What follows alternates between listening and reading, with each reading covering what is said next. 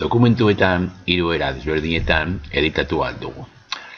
Goian, goiko barran edo, agertzen da akats bat, eta hor aukeratu ahal dugu nola editatu.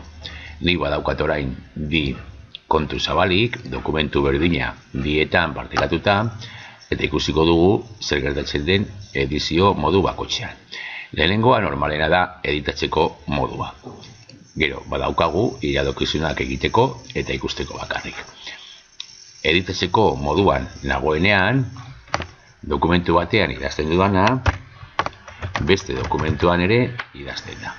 Horretan ez daukagu arazorik.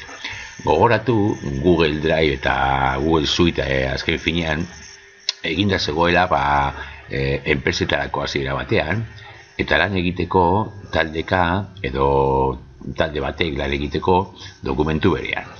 Orduan, edizio modu honetan, batek idazten duena bestean ere idazten da, eta orduan aurrera egiten da dokumentuarekin. Ikusiko dugu iradokizunak moduan. Iradokizunak moduan idazten dudanean, zabaltzen da laukitxo edo berde bat. Beste aldean ikusten da bestera batean. Ikusten da gorriz. Zer gertatzen da hemen? Honetan, zabaltzerakoan edo idazterakoan, zabaldu eginda iruzkin bat. Eta orduan, badagoia eginda iruzkin bat. Bestean ere iruzkina zabaldu eginda. Zer egin nahi dut? Proposamen bat, besteari egin nahi diot proposamen bat, zeo zer aldatzeko. Eta zeo zer egiteko berria dokumentuan. Orain arte bakarrik da proposamen bat.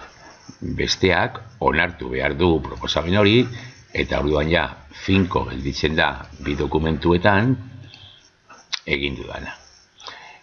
Hau erabiliko dugu guk normalean, behar bada ikasleekin lan egiteko.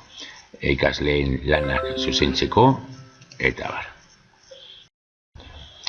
Hirugarren edizio moduan, da ikusi, eta ikusi moduan baldimanago, ezin dut ez da idatzi, ezin dut ez ere egin. Bakarrik dokumentua ikusi.